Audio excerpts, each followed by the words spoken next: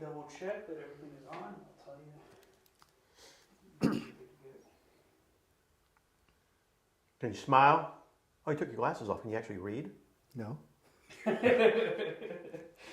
I'll put them back on.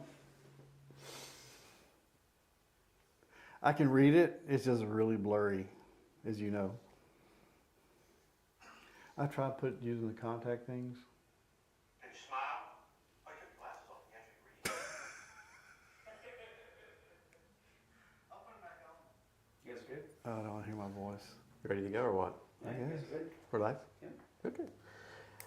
Well, howdy everybody. This is Scott Horne again with the Owner Finance Network. And I'm here with, I was going to say my partner Susan, but in this case it is Dave 𝐸𝐴𝐺𝐺. Hello, everybody. For those that don't know, he was my partner for 25 long years. Longest years of my life. Works that way, doesn't it? Yes, it Yeah. does. You know, I was going to ask you what that J stood for. You told me I couldn't Watch say it, it, but watch you know, it, watch it. you Home make those James. kind of comments, I'm going to start throwing some different initials out there and things for that, you know. Home, James. I got it. So, for a lot of you guys watching this, you don't realize that this is kind of how I got started in business, going back to the early 1990s, I think, Yep. along the way. 1993. And, you know, we were just getting started in real estate. And really, you know, I think it's kind of interesting to say this to a few people out there, is if you really want to get involved in something, find somebody who you can help. We needed help at that point in time. And Dave, who had been in the property tax industry, had gone through a layoff, come out of the real estate crash and all this kind of stuff that was going on. Like everybody. Like everybody. And, you know, came in and says, I'm going to work for you guys. And of course, we couldn't afford anything, and he worked for free for a while. He kind of earned his keep. Most people aren't willing to do that. Actually, that is true. That is true, isn't it? But, you know, it taught you a lot of stuff. It taught us a lot of stuff. And end of the day, you worked your way right in, and, you know, the rest was history, I guess, wasn't it? And was indispensable. I figured out what needed to be done, what they weren't doing, which was a lot. He had another partner at the time. And they didn't know anything about computers. They had really nice computers set up. They had no idea about computers. So I came in there, started doing computers. They had no books, so I started doing the books. I do have an accounting degree, and so that was relatively easy. And as far as not making any money, literally, I wasn't. They didn't pay me anything at first. But the girl I was going out with at the time, didn't tell her that. She did become my wife. So, yeah, there's just all you young people out there, there's ways to get it done. You just got to get it done. You know, I find, I know you see this too. I see so much of it out in the field all the time, that they all want instant gratification. They're not willing to wait for it sometimes. And in this business, you're just not going to get rich overnight. You know, I mean, you can earn some income here and there, I get it, but if you really want to accumulate wealth, it is a time-honored system, you know. It's not like an NFL quarterback just being drafted this week who's going to step in and start making all the money because they know what they're doing. A lot of this stuff you have to learn. And I came in with, when I started, I had my real estate license for 10 years.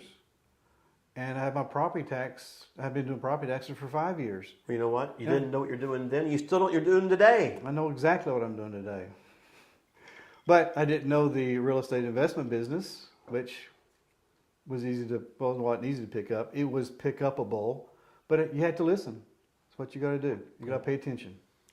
Now, by the way, guys, internally we never listened to each other half the time.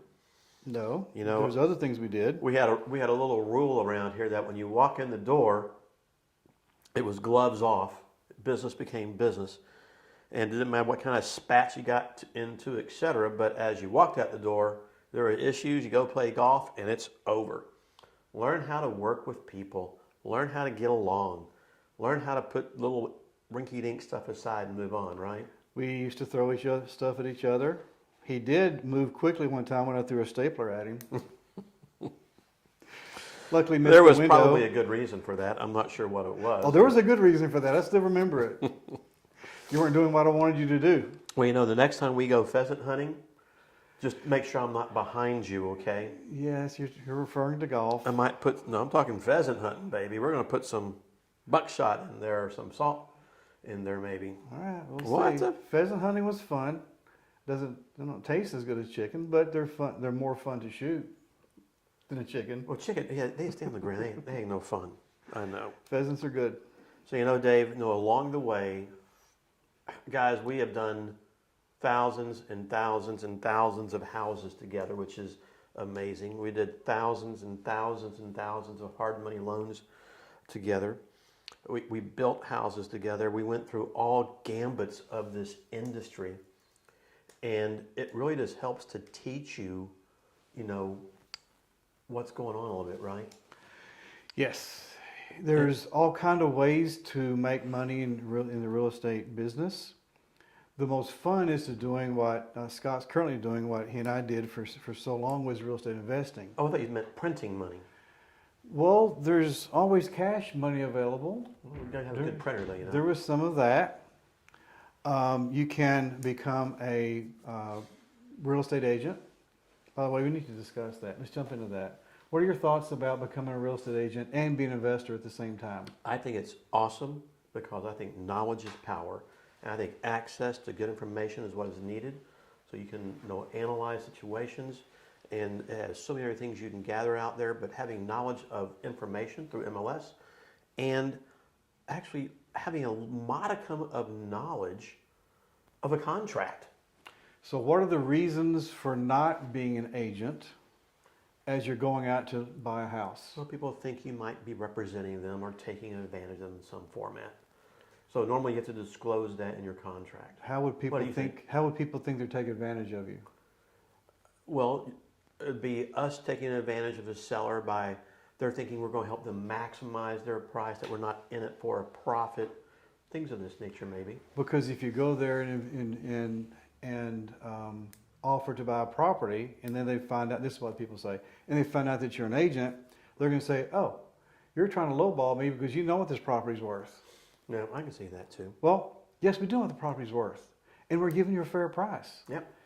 And we know that, Well, everybody thinks their house is worth more of course, than what it's really worth. especially the appraisal district. It can be falling down. Oh, we won't go there yet. It's more fun just chit chat, having fun a little bit, before you have to get into the nitty gritty of all this stuff Oh, out yeah. here and go through things. But guys, just as we're looking at things a little bit and talking about things, when you can find someone that is compatible in the industry, in your business, The business world is what he's talking when you about. can, thank goodness, and you can blend that together possibly. You don't want two people doing the same thing all the time out there. You Well- can't have two generals, What we always said was two people with the same thoughts, one of them is not needed. Yeah, right. Pretty true. So you have to make sure that, well, it helps to have different opposing points of view so you can bounce it off of each other. No, and that is so true, because sometimes you just don't have the answer. You have to come up with the answer, right? A lot of times when we were doing our deals in business together, he was adamant about doing it one way, and I was adamant about doing it my way, because I knew I was right, he knew he was wrong. What turned out to happen? Whose head got flatter doing that? Yours did, because I throw things at you. What happened was that we would come up with a solution that worked, and it was the best solution, period. Neither one was right, neither one was wrong, but the combined solution worked out best. That's a good way to look at it. And that's really true, And, even today with, he abandoned me back in 2016 to go into the commercial world a little bit. But Something different. Even with my new business partner, Susan, we're still two strong-willed, strong-headed people. And even though you butt heads all the time, what comes out of that is truly, usually, a pretty good decision that is somewhere in the middle, probably where it should have been, right? Yep. To start off with. Damn, I could talk about politics right there, but I'm not going to get into Probably that. not a good one. Don't want to get into that, I But see I do potato, and whatever it might be. I do find it interesting that Susan wonders how I got along with you for so long. That tells you something. We don't know how to put up with things, right? I get it. I know that as we did our business, Dave, we could talk about so many things here, from financing to this to that. But do you remember where we first were? Down on North Buckner, second floor. We had so few houses, we had a little dry erase board, bigger dry erase board. You could put all 3 or 4 of them on there, couldn't We put them all on there. And then it came more and more. And then we had to erase it and redo the lines to add more and more and more. And then we started selling them. Went, oh, this stuff is actually going to work. Then we found out about second liens. We found out about mortgages. Stuff that we Selling had to, mortgages. we actually were told about all this stuff because we asked questions. Oh, yeah. Asking questions and listening was really what propelled us to where we were. Yeah. You are. We used to hang out with, I don't like to drop names per se, but You back will. then, there wasn't a home investor company. No. But 𝐸'Angelo was around, and so we'd always hang out together and we'd talk about options and ideas and how to make things happen. And have you thought about this, or have you thought about that? Have you talked to so-and-so? Have you done this? And of course, back then, that's how you did it, right? We didn't have the internet and that kind of stuff. We No. didn't have that option. We didn't have email. You had to actually talk to people. We had answering machines. We had pagers. Oh, God. You're showing your age now. Yeah. But just as a good point here, before we get into property tax and all that kind of fun stuff, anything to do with tax sucks, I'm sorry, but it is a necessary evil, isn't it? But that kind of communication, If you that want kind a of networking. defense, if you want roads, you got to pay taxes. Yep.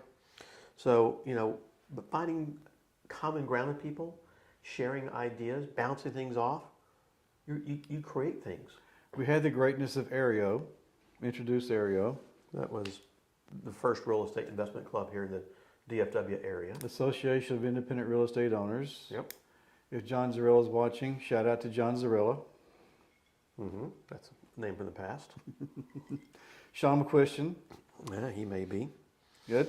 Still hang out with him all the time. Yep. But all that kind of fun stuff. So that was the first real, probably one of the largest investment clubs in the country at the time, wasn't it? It was, and the Rich Club in Houston kind of went Passed beyond, off, yeah, because surpassed it. it's bigger town. I miss those days, by the way, because today everything's a happy hour. Today is everything just getting emails, so you can go through emails. Websites and emails and whatnot. And it was really, you learn so much more in a lot of these clubs by having real.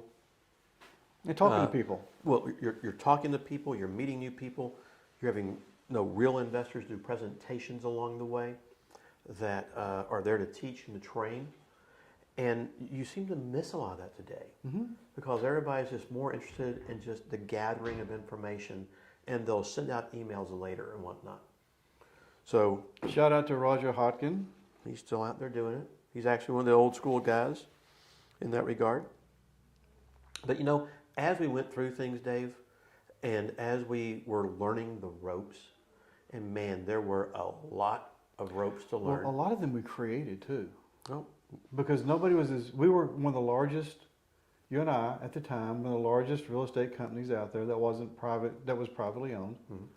There was others that were coming along that were corporately owned. They had bigger money, but they soon went down when the crash hit of the late 90s.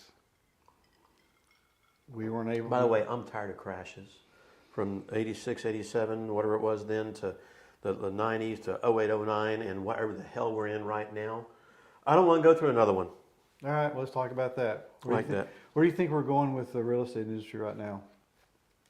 I know you talk about it. I know you live it. I you know a live lot of people residential more talk than I do. about huge transference of wealth, major issues ongoing. I think interest rates have to remain high because of the debt the country has. It's the only way to pay that debt down, other than bankruptcy. I don't know how you do that. Yeah. And issues of that nature. I know that there's huge default rates in the marketplace and forbearances, which is another fancy term for being in default.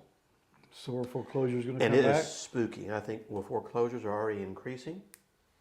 And, I just think there's a problem.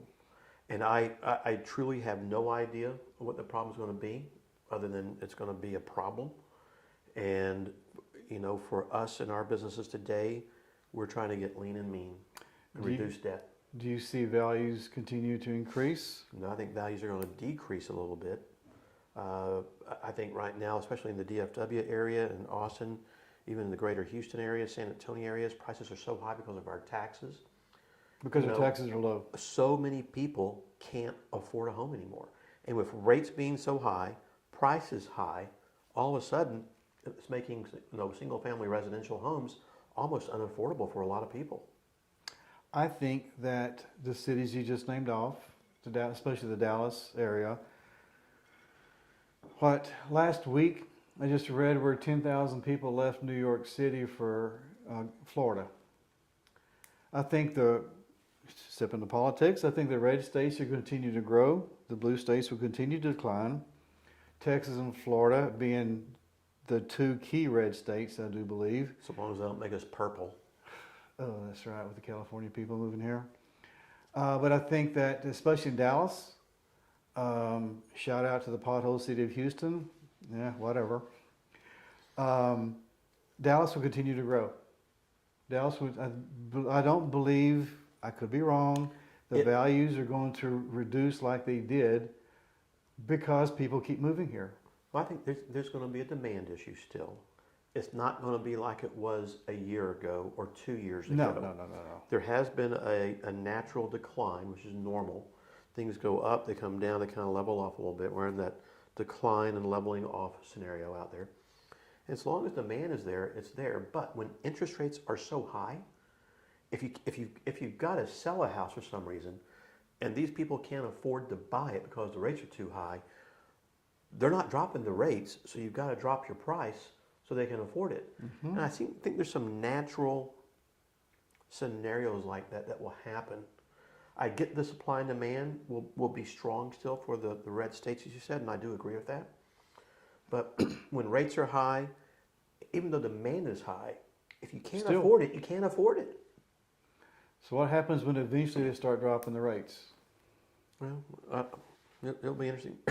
Excuse me. Prices will probably go back up. They could go back up a little bit. I just don't know if rates are going to go up anytime soon. So from come down. Real estate agent, broker, myself, when's the best time to buy a house? Either to live in or to invest in? When's the best time? Mm-hmm. Whenever you need it? Now. Now? Now. Now's the best time. You can't play the market. You don't know if it's going to go up or go down. If you see a deal, take it if you're an investor. If you're ready. Kids these days, our kids are in our 20s now. How in the world they're going to afford a house? They're going to go way out to the boonies. With the prices of apartments too. Mm-hmm.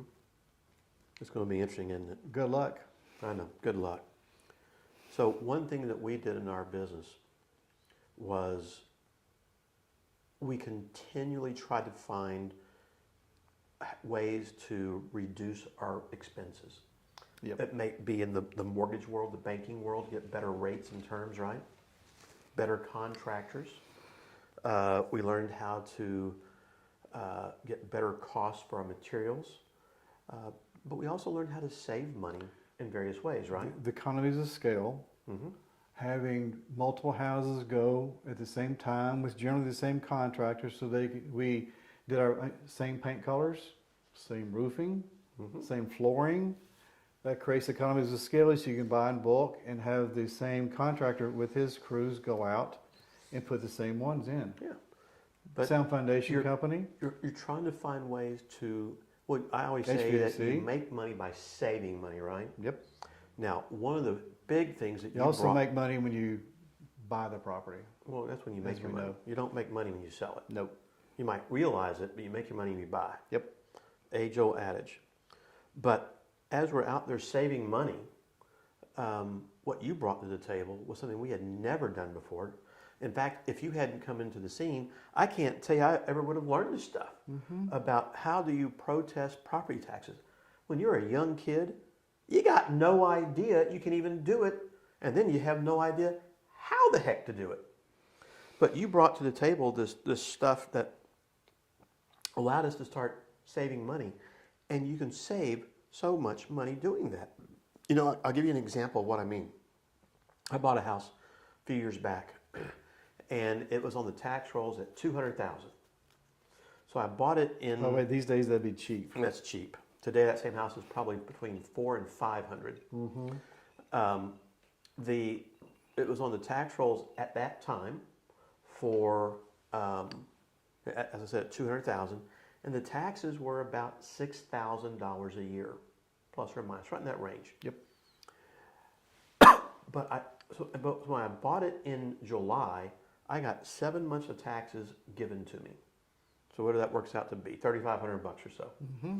Okay, I bought it for $60,000. So why did I buy it for $60,000? Because it's in bad condition. It was in horrible condition. It needed $60,000 of renovation, and you couldn't sell it. And they needed to get out of the deal at the time, and so I helped them solve the problem. So when I bought it, they gave me $3,500.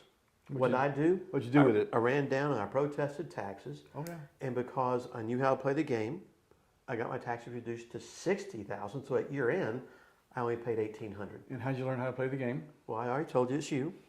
So not only did I make $1,700 in cash in my pocket from that, the next year I probably saved, $4,000 or so in taxes by having the lower tax rate for the following year as well. So learning how to do that, I think, is so important in how you look at those kind of things. And people in this industry don't understand the basics sometimes. I see all these homeowners, they run down and they want to scream at the appraisers and whatnot because their price of their house went up 15, 20. You're not going to get anywhere doing that, are you? No. So you can't go down there with a newspaper article saying, see, my values are lower. Lower my values. It no, don't it doesn't work does like it? Now look, I know you've done both residential and commercial protests, I know. We dealt almost exclusively in residential because that's what we did along the way. And what really I know we'd always chuckle because we would have the absolute lowest priced house on the street, and we would still go down and protest again every year. That was either to keep it low. I doubt we could get it any lower, but at least it helped not let it go up. Sometimes you go lower. Well, sometimes you get lucky. My house, lowest assessed value per square foot on the street. Isn't that a good thing? Just make sure mine gets the same thing too, okay? Well, yours has been so low for so long we couldn't do it. No, I got lucky. But, learning how to play this game, though, is so important about learning how to save money. And doing one deal, I get it. But if I could save $500 or $1,000 or $2,000 on a property somehow for a year, if I know I can multiply that by 2 years or 3 years, maybe, as I'm still owning that thing, it adds up. So is it worth my time to run down to the county appraisal district and do the protesting? Or today, I think it's all online, right? It is online. At least in Dallas County it is. Yeah, because I think the other counties are open. Dallas County is not. You had to do it online. Well, good old Dallas County not being open. So I just want to hit on some basics first. I know you got some slides you kind of want to go through and talk about too. So when can you protest, at least here in Texas, because I don't know what other states do, but when can we protest taxes? What's the normal time to protest All right, taxes? do you want to get into property taxes? We're going to get into property taxes a little All right, bit. let's go That's into kind of what property we're here taxes. for. Yeah. All right, let's get into property taxes. All right. I'm here just to look pretty. But now you, I don't know. So luck with when that. can you protest taxes? All right, let's go through the little presentation I got here. Well, hang on. I'm just asking you some basics. When can you protest taxes? You can protest taxes. Values come out in Texas on or around April 15th. Now, Dallas County, they came out a week late because Dallas County Central Appraisal District's website was hacked in November. And it took up until February to get it back online. And so they lost a lot of data. That doesn't mean they didn't increase values, because they sure did.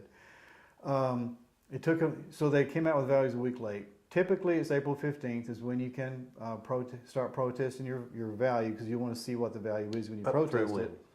You have 30 days. So through May 15th. through May 15th. And that's your window, right? If May 15th falls on the weekend, then you have until that Monday. Yeah. So, by the way, if you snooze, you lose. We know there are other options. We'll get into that. Yep. So, Not many. really basically, how do you protest taxes? You protest taxes by sending a letter. You can send a letter by snail mail. It has to be snail mail. You cannot protest. There is a form you can protest online. You can't email it in. There's a protest form on the websites of the appraisal districts that you can send it in that way. Or what I do, I just mail it on the day of or before. I just mail it a letter, certified mail, knowing that they got it. Okay, so you get prepared for it. You get going in there. Okay, got it. So basic protest. What are you protesting? Are you protesting taxes for last year? You're protesting taxes for this year. Okay. So the important dates for property taxes, there's 4 important dates. Yeah, 4 important dates. First one is January 1st. That is the date that your values are set. Doesn't matter if your house burns on January 2nd, it's what it looked like on January 1st. That's the hard part people don't understand is, because you think logic goes, but it burnt on January the 2nd, and by the way, I've had that happen. Yep. Tornadoes. Tornadoes. Doesn't matter. If a tornado comes through in March, February, doesn't matter. Doesn't matter. Now, they did pass something so they can give some sort of relief, but assume that you won't get any relief. Yeah, so it's maybe catastrophic events. They might give you some relief in some form. I know otherwise, that no. in October, 3 or 4 years ago, when the tornado came through my neighborhood, in October, nobody got any relief, even the next year. So it's 1/1 is the important date. January 1st. April 15th through May 15th. January 31st is an important date because that's when you have to pay your taxes. If you don't pay your taxes, So let me make a comment. When are property taxes? When do they become due? they are due. They are due when the statement is issued. When the property tax statement is issued is when they're due. The county will, or the taxing jurisdiction will put a soft lien on your property, which will fall off when you pay it. But they are due the date that the statement is issued. They become delinquent February 1st of the year. Yeah. At that time, you will have penalty and interest start. You will have 1% per month of penalty added. You'll have 6% already on there on February 1st. So by the time July 1st rolls around, they'll hit you with 18% interest, and penalty and interest. So you want to go down and protest. You know, what's some basic things you need to take with you or to send to them to protest? Let's say we're an investor, not a homeowner. Okay. And we just bought a house and I want to protest those taxes. What should I present to the appraisal district or to the appraiser in order for them to have enough information to know what's going on? Well, the first thing is going to be your closing statement. Okay, so your settlement statement. Now we'll hopefully have time to get into this. You have to make sure when you present your closing statement, you have to have a closing statement. Of course, you buy property, you will. You have to make sure that there's title insurance. That shows that it went through a title company, so it's a real transaction. They're looking for fair market value. They want to make sure that it's actually closed, and there was a commission involved. That shows that it was out on the market for a set number of time. Arm's length transaction. Oh my God, I hear that every time I go down and protest. Yep. Well, this wasn't an arm's length transaction. If you have a title company, if it was on MLS, bring the MLS showing the number of days on the market. On the closing statement, have your commission, have the title policy, show that it was an actual real transaction. It can be less than everything else around there. Then you're going to bring pictures. It's the day that you buy the property, the day after you buy the property, go take pictures. The ugliest pictures that you can come up with. Don't take pictures of this little hairline crack. They don't care about how hairline cracks. My house has hairline cracks. Your house has hairline cracks. For North Texas, this clay soil, you're going to have hairline cracks. That's not what they're looking for. They want the big gappers. They want the foundation leaning like that. They want knowing the roof is bad. They need estimates from actual companies that have a letterhead showing that they're a contractor. If there's somebody that you know, just tell them to come up with their own letterhead. But you need to have pictures. You need to have contractor bids, typically your HVAC, your foundation, your roofing, plumbing, and then those are the main things. So what I heard was this. I heard your settlement statement. Yep. Hopefully showing it was an arm's length transaction if possible. Mm-hmm. Not a kitchen tabletop closing type arrangement. Two, Take the MLS sheet with you. if it was listed, it'd be nice to have that too. By the way, great point there. A repair takeoff from your contractor Or contractors. or contractors showing legitimate, Yes. repairs to the property. The more the better. Pictures. Paint the picture. Look what's living in this shower that shouldn't be living there, or whatever it might be. How bad this thing looks. Now here's the other thing. If this is sales chasing, I had one appraisal district teach me what sales chasing is. Just because all the houses in the area are $500,000, you buy your house for $200,000, it doesn't matter if you have a bad house and you got a good deal on that house. If everybody else, if it's a newer area especially, it's not going to matter if you come in with your closing statement and everything else in there. You're not probably going to get the reduction down to the settlement statement that you want. They will have their reasons. They will have their own sales. Are we going to get Well, they get into things like excellent condition, good condition, fair condition, poor Average. condition, average, all those kind of things out there, which is why you got to paint that picture, right? I always call it, hand grenades and drive-in movies sometimes. okay? Everybody goes into this wanting something, right? But you may not get it. And I always say, you know what, guys? Close is good enough. If I think my value should be 60 and they're willing to give me 65 or 68 or 70, Take it. done. I am walking out going, thank you. So I don't need to argue over, where's the drive-in movie come in at? oh, it's just, drive-in moves and hand grenades. Getting close, baby. Well, I've always heard of Think back a while. hand grenades and sometimes atomic bombs. And sometimes atomic bombs. Anyway, that's all you got to do. Now you learn drive-in movies too. That's why I'm a year older than you are out there. You're so old. I'm so old. So just some basic things. And sometimes I like to say also, take your baseball bat with you because sometimes you feel like you want to beat these people over the head for being stupid. But it doesn't work. You got to go in there with smiles and do the right thing. Professional, respectful. Oh, yeah.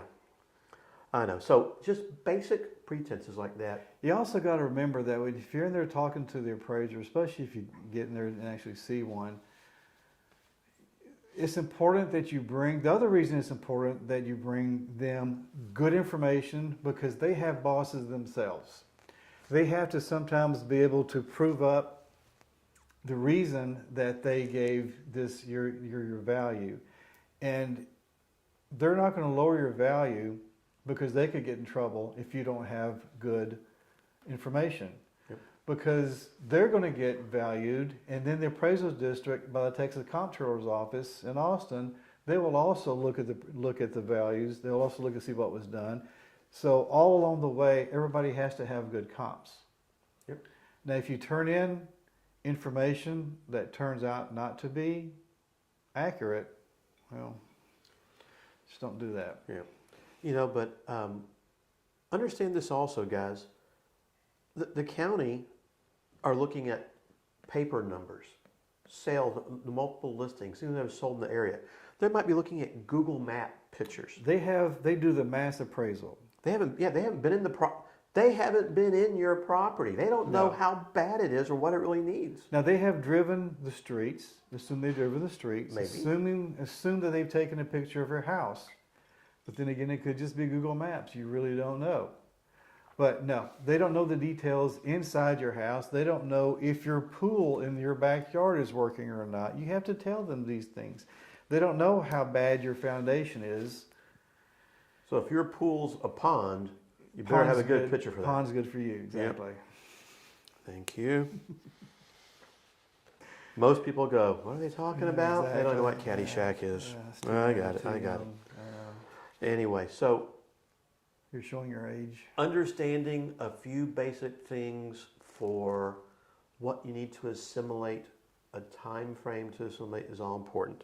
And we're going to save a few little tidbits for the end that I think are so important that they need to know about as well. So I know you brought some funky slides you wanted to go through real quick also, which helps everybody understand this business. So let's run through them and see what we come up with. All right, let me now introduce myself again. I am a real estate broker. I am a property tax consultant. I've been a broker for 25 years. I've been an agent for 40 years. I've been a property tax consultant for about 30 years. I predate appraisal districts, back when you had to go to each individual taxing jurisdiction to get your assessed value work done, because they were always different. And a lot of times the taxing jurisdiction would go between county lines, and so then for the same property you may have 4 or 5 taxing jurisdictions to go to. I'm also a property tax arbitrator. They started that up in 2006, and I was in the first group that did that. I'm an investor and a hard money lender, property owner, property manager. I went to A&M as Scott did, have a BBA in accounting. Whoop. Yep. And like you said, we had several businesses together. Currently the CEO of a commercial real estate company in downtown Dallas. The CEO or CFO? What did I say? You said CEO. Oh, CFO. Yeah, Don't got wanna it, do got that. it. Are they seeing this stuff I'm putting up there? As far as I know. Okay, let's do some property tax comedy. There is not a lot of comedy in property taxes, but here's the one thing there is. So here's your house is seen by you. Here's your house is seen by your lender. Here's your house is seen by your buyer, which is good. Here's your house is seen by your appraiser. And here is your house is seen by the taxing jurisdiction. Now, I will ask you, Scott. What house is that, by the way? Do you remember that house? No, I don't. Go back to it. This is one of our houses. That was the one Lord. in Houston, the one that was on the corner. Oh, thank you. No, I don't want to think about it. We had to gut the whole thing after we'd already paid somebody. This was a hard money loan that we had. This is you walk and you look up, you see the sky, you look down, you see the dirt. Yeah. Oh. And after he spent all the rehab money, we got it back. Yep. And it looked like this. I know. That's why if you have properties, go out and see them, make sure they're actually getting work done. Yep. No, the big house. What big house was that? What house is that? I don't know whose house that is. Anyway, it's just not a fun mine, by one. the way. I don't pay the taxes on it. That'd be the worst, or the air conditioning bill. That'd be bad. All right. Now, a little history. The word real, as in real estate, is derived from the Spanish word for royal, which comes from the Latin word rex or regis, meaning king. So for hundreds of years, the royal family or the king owned the land, and the peasants paid rent or property taxes to be on the royal's land. Today, just like hundreds of years in the past, we pay property taxes or rent to be on the government's land or the royal estate. This in turn reflects the value of the medieval feudal system, which is the ultimate root of common law. So we never actually own our property. Even if we own our property, still got to pay property taxes. Mm-hmm. There's an old saying that the art of taxation consists in so plucking the goose as to get the most feathers with the least hissing. Who is Jean-Baptiste? Some French guy from the 1700s. Okay. Haven't plucked a goose often, by the way, or We almost plucked some pheasants. I could just go down to the street and buy one. All right, so if they can see this, how's a property appraised? I got to wear glasses. All right, I'm going to ask you some questions. You're going to ask me some questions. I'm going to ask you some questions, and I'm going to do this on my little slides. I'm going to look here so I can't look there, okay? Well, if they can see this, this doesn't really do any good. So I'm going to ask you some questions, and they can't see it yet. All You right. just want to see how smart I am or how dumb I am, right? Yeah, we'll go with either one of those. Yeah. All There's right. a time and place for both of those. What are by the way. three approaches to value? We talked about this a minute ago. There's income approach No, cost approach is first. or whatever. Cost approach is very seldom used in the in residential. It's mainly used for commercial. It's used for owner-occupied properties. It's used for seldom-used properties, and it has limited market base, and depreciation is factored in. Okay, that's for commercial. Also for commercial is the Income approach. So wait. So if I own a rent house, they're not going to. they're not going to look at income. Nope. They're going to look at how much. We tried that. I took several houses to an appraisal district one time and said, these are our rent properties. Value these for rent. Here's our gross potential income. Here's the actual income. Here's the rental. Here's the vacancy. Here's the actual expenses. Here's a cap rate, which is where everybody was used. All that's how you value income approaches. And you take it and you back into your number, and they said, yeah, no, we don't really care about that. So all that It's information residential. went to waste. It's all residential. They just use the third one, which is, Whatever the hell I say it is. they don't really think about it like that. I'm going to assume, I'm going to take a wild guess here, that it's, The sales comparison approach. Yeah, look at the MLS and come up with a number. It's market, yep. Which is usually the most standardized. It's to value any property. The appraiser must first know the recent selling prices of similar properties in the subject's neighborhood. They're looking at size, quality, condition, amenities, location, time of sale, of some of the important factors to consider. All right, something else for us investors out there. You can put your property in MLS. Woohoo! Try to get the most that you can. If it's only out on the market for a day or two or three, and it shows days on market on the MLS, the appraisal district is going to kind of look at you sideways and ask you, yeah, what's that all about?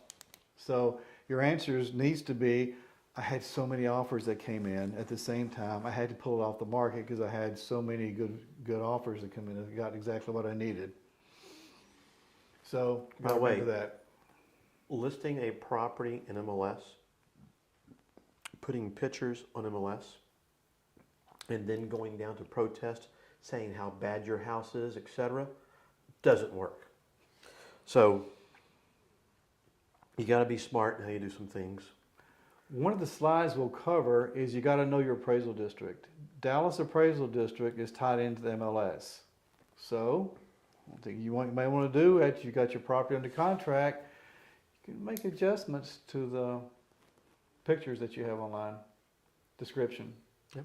I'm not telling you to do it. I know it's been done. Yep. I You can look at wouldn't do things. it. I wouldn't do it.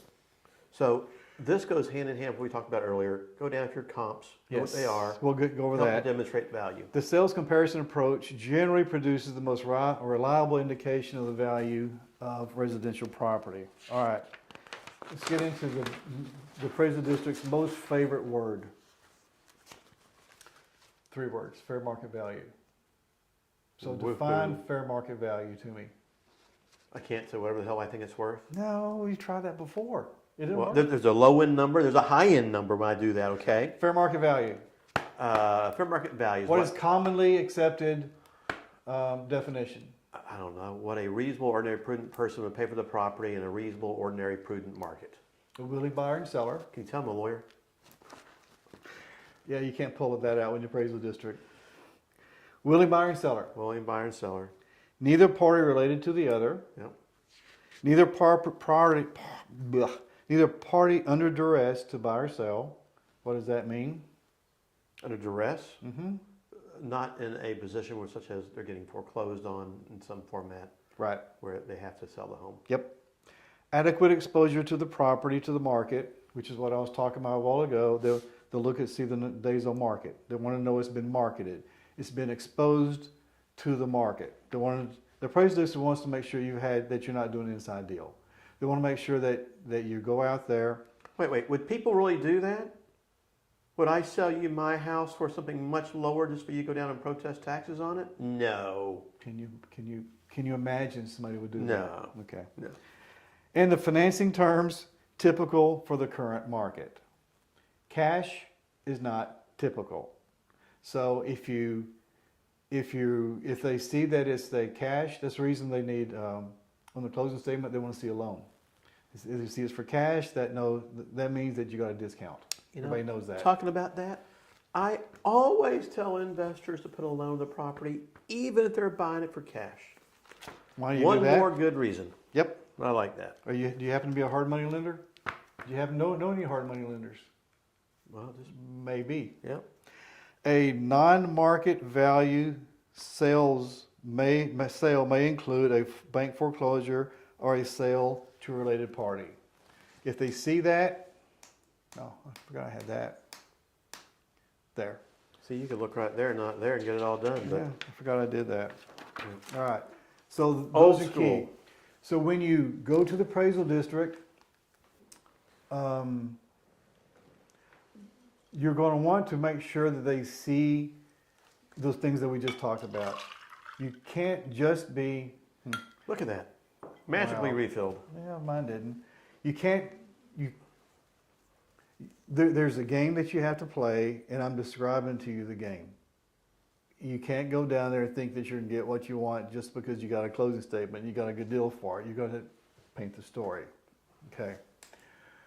Mass appraisal is what I talked about a while ago. It is how all the appraisal districts have to use mass appraisal because they can't go to each individual house. Okay, I'm gonna give an example of this. Okay. This is going back to, my gosh, the early 1990s. So buku years ago, and we had bought a property. I remember it like yesterday for $17,000. Good Oh, luck yeah. doing that day, right? It was worth about 55,000, on sale. This was 15 years ago? Oh, this is 30 years 30 ago. years ago? This Okay. is the early 90s. Okay. Oh, yeah. And, our rehab then today would have been 25,000 or 30, was about 8 or 9. Anyway, the appraiser comes down, and we were going through a national appraisal review company because we were selling our mortgage. And they bring this guy down from Denton Oh, yeah. to do this appraisal did. down in southeast Dallas. And the guy goes, well, this is a 2-block neighborhood. The house is worth what y'all paid for it. Sorry, there's nothing else. And of course, That's if for the you bank. understand the neighborhood down there, everything within about 4 miles circumference is almost identically the same. And that's your mass appraisal approach I look at, is if you can't get a value, they're going to go out and see what's going on in the neighborhood and the areas around you to come up with that value. That's the only way that the appraisal district can do it, is using a mass appraisal. So you have to know that. So part of painting the story is understanding that that's how they do it, and you got to tell them why yours is different. Yep. The other thing, before we forget, so when you get your assessed value, it's broken down into 2 parts. It's improvement value and land value make up the total. Okay? Just look at the bottom line number. You can't go in there and tell them that, well, my land value should only be this, or my improvement value should only be this. I got to ask you this question. They only look at the bottom line. They're going to back into everything else. Real life scenario. So I've got an old house over in a good part of Dallas here in East Dallas. A year ago, the land value was like 50, and the improvement value is low because it's it's bad. In fact, if I get the house back ever, I will scrape it and build a new house on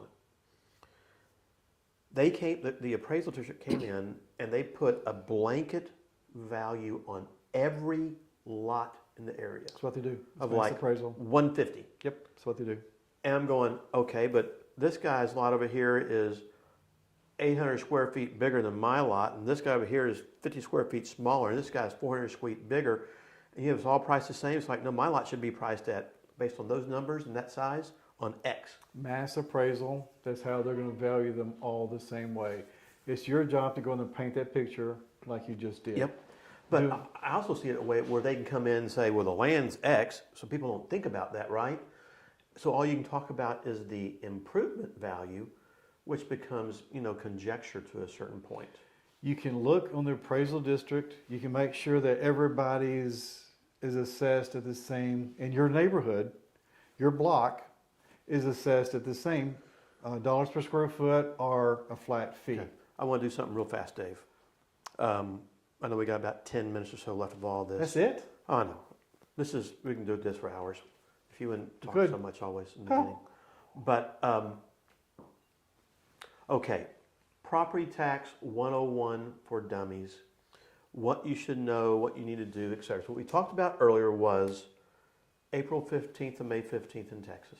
Yes. Is your primary time frame. Yes. If you're going to protest your property taxes, it's as of January the 1st is the value, not the 2nd, 5th, whatever it might be. Right. Doesn't matter. Maybe if it's a catastrophic event, you might get some leeway, but who knows? Don't bet on it. Next, if you're going to protest your taxes and you're an investor, take your settlement statement. Try to make that settlement statement arm's length, closing at a closing agent, law firm, title company. And if you're going to get a good deal on a property, get the good deal on the property. But if it happens to be like what we talked about, has everything else on the settlement statement, even the better for your assessed value. Yep. Take your pictures, Lots showing of pictures. the great big front, back, top, bottom, wherever you can, showing the real condition of the house. That's the key. And I always had to train you on this also. Take a wide screen of the front, both sides, and the back. Yep. Then walk in closer and on the outside, take pictures of the bad part. Show the brick separation in several places. But you gotta show them what you're looking at first. You can't just have the small pictures. You can take comps, but in that scenario, if your value is so much lower, it doesn't really work too much. But try to go in and help paint the picture. Now, I want to get to one thing that's a big point that so many people don't know about our business, about the property tax business. And that's this little thing that you taught me, which is we call the 1/3 rule. 25. Explain that. All right. If you missed your 30 days, you're pretty much... I buy a house in September. Yeah. I okay. buy it for 60, it's being taxed for 200. If you're an investor, okay? All right, so we want to go there. All right, so let's get there for a second. Hold on. All right, so when you're protesting, all right, here's your the process. On about April 15th, assessments, letters are mailed out. You have to go to an informal hearing. When you send in your letter, you'll have an informal hearing. Dallas County, they'll do it by email, unfortunately. They won't let you in the office like they used to anymore. That was the good times. But you'll have an informal hearing. If you don't get it worked out, then you have to, well, when you send in your letter, your protest letter, you send it to the Appraisal Review Board. So if it's not withdrawn, you're going to be set. So wait. Set. You're talking up here. Yeah. I'm going to bring it down a little afraid bit. of that, so I don't have time. Okay, so you have April 15th to May 15th. Yes. If you don't protest during that time frame, you're out of luck. You're out of luck. Unless We'll get to this. Let me go through Okay. my little presentation here. you 'cause do that. we got to bring up to it. So you come in and you go in and you don't like what the appraiser gives you. If you don't like at the informal hearing, when you go to talk to the appraiser informally, or you do the email. Well, first of all, They'll call and talk to you about it usually. yeah, when you send in your protest letter, you're sending it to the Appraisal Review Board in care of the chief appraiser. So go online, find out who the chief appraiser is, send it to him at their address. Or if you protest online, it'll automatically do that for you. All right. So then if you don't get it worked out, just make sure you're protested by May 15th. You have until they will send you a letter telling you when your ARB hearing date is, the Appraisal Review Board date. So this is if you don't like what the appraiser gives you, you can protest it to the ARB. No. When you send in your letter, your protest letter, it goes to the ARB. Oh, okay. Okay? So they're already going to set you up with a date. June 15th, July 15th, however long that the ARBs meet. All right? So you have up until your ARB date to talk or meet informally with an appraiser to try to get it worked out, because I will tell you, you do not want to go to the Appraisal Review Board. Amen. Let me repeat. You do not want to go to the Appraisal Review Board. You can talk to an appraiser, you can talk to a live person, you cannot talk to a 3-panel member ARB. They only listen to the appraisal district. They So don't let me- care let what me- you have to say. Let me explain something. Okay. So guys, you talk to an individual appraiser, they're much more reasonable to talk with so often. They're trying to get you in, get you out, get things done. They're trying to be more reasonable. If you don't like that, you can appeal it to the ARB or the Appraisal Review Board. And as you said, you've already appealed. there are 3 people who are supposed to be real estate industry people and the appraiser there. In about 3 slides, we'll get to this. And you cannot talk to these people All most right. of the time. it So the seems 5 like. steps to fight the property tax assessments: learn your system, meaning go to the appraisal district website. A lot of times they will have their evidence online. They want you to tell them what to do. Don't go to the website. No. Well, I'm telling you that, especially for Tarrant will have their comps already listed out there. They will tell you, the appraisal district will tell you what comps they're using. You can also just go drive by their comps and tell them why their comps aren't any good and why yours are better. Build your case. Like I said before, you can't just march into the appraisal district with a newspaper article and expect to win. Bring your closing statement. The rest of that stuff we've already talked about. Bring your ugly photos. Get your list of repairs that we've already talked about. Yep. Now, from an experienced real estate agent, get a list of comps. Create a spreadsheet of sales dates, dollars per square foot, and descriptions. You need, if your house is in bad condition, you want to make sure your other comps are like yours. They're in bad condition. You want to make sure How that do you find that though? it's read the description on the MLS. So you have to have a real estate agent or become your own real estate agent, which is the best thing to do. That's one of the things that, in addition to everything else that I did here, I was the agent for me and Scott. So I just pulled on MLS and voila, they're the comps. We knew exactly what we had. We knew what we wanted to buy, what we didn't want to buy, because Let we me had ask the you a comps. question though. So often in the investment world, you have a $200,000 ARV home, after repaired value. You buy that house for 120 because it needs $40,000 of work to get to value. And one of the arguments I always make to the appraiser, and really the appraiser doesn't need it, it's usually the ARB, is no one's going to come in and go 200,000 minus 40 equals 160, therefore the value is 160. They don't care. And I know they don't care. Is there any way to get around that though at all? Other than painting the picture as we've described it? You can, Because I go and go, guys, homeowners they want a house that's move-in ready.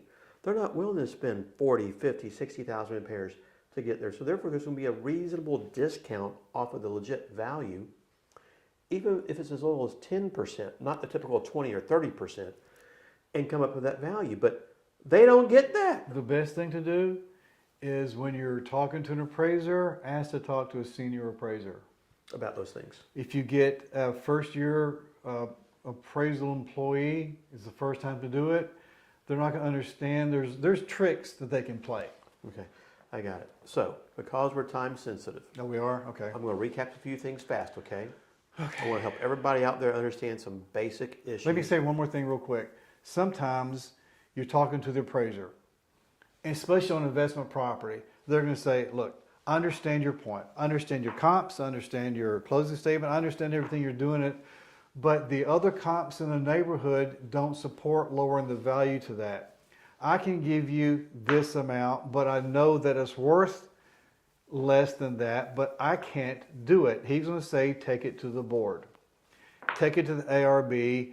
Make sure he puts it in the notes that his recommendation is going to be the lower value, because you don't want to get there and not have the same appraiser, and then they say, oh, it needs to be way up here, and you're going to say, yeah, but the guy I talked to said that it could be, if I took it here, it would be worth less than that. If they don't have the notes, they don't know about it. So make sure that they put it in the notes. Great point. So I'm going to run through some things fast because I want to get to the last thing, that 1/3 rule for everybody, okay? So we've already talked ad nauseum about how to paint the picture, come up with the right information, present it to them, Hold on. talk to the appraiser. Some more things right here. 3-member panel of the ARB with a CAD representative. It will be recorded. Make it paint a story, even to the ARB. You're not going to get a value at the ARB that you want. Just assume you're not going to get any reduction at all, which is why you want to get your reduction informally. I actually got one the other day. How many times have you been there? It's the first time in about 20 where I actually got it. I've got them before, but don't expect them. No, don't expect them. Don't expect them. And you got to have a really, really good story. Okay, hang tight. So you paint the picture initially, you talk with that appraiser or Yeah. senior appraiser, and you get close, take it and run. If Yes. the number is not good, have them document it for you appropriately. Yep. And then you file your appeal to the ARB or Appraisal Review Board. You'll also Set a hearing. You'll also find out in talking informally to the appraiser their comps also. Yeah. So get their list of comps and then go by their comps and make sure that their comps are not as And good take as your pictures comps. and show Definitely why. take pictures. Best you can. You may not be able to get inside, but you can show why. Now, last two things. If you don't like what the Appraisal Review Board does, Okay. you can appeal this Okay. All right. Hold on. in arbitration, right? Yes. Hold on. All right. Keep your presentation 7 to 8 minutes. CAD will go next, then rebuttal. Always address the ARB. Don't talk to the appraiser unless you ask permission. Can I ask the appraiser a question? Don't assume that you can go there. Keep it professional. Right to the ARB. Your chances of winning are directly tied to your ability to organize and present your valid information, a compelling argument, and always be respectful. You're not going to get, most of the time, the ARB members are older than us, and they have listened to hundreds of these things. They don't care. They're going to side with the appraisal district. You just expect it. It always happens. Occasionally you'll get it. Don't get emotional. So you don't get your value that you like from the ARB. You have two options after that. Wait until you get your ARB notice in from the appraisal review board. At that time, the clock starts running. It's the date that's on there. You have two options. You can file for arbitration, and they have the forms to fill out to send in for arbitration. Okay. If arbitration goes into the next year, you have to pay your property taxes on time. Mm-hmm. Don't think just because I'm under arbitration, you don't have to pay the taxes. If the appraisal district finds out and they bring it up to the arbitrator that, hey, these taxes are not paid on time, you've automatically lost. If you don't like your value and you want to go through the hassle of an arbitration, let me recommend, I'm an arbitrator, let me recommend that you hire a tax consultant. You don't have to hire a tax consultant to do your own assessed value on your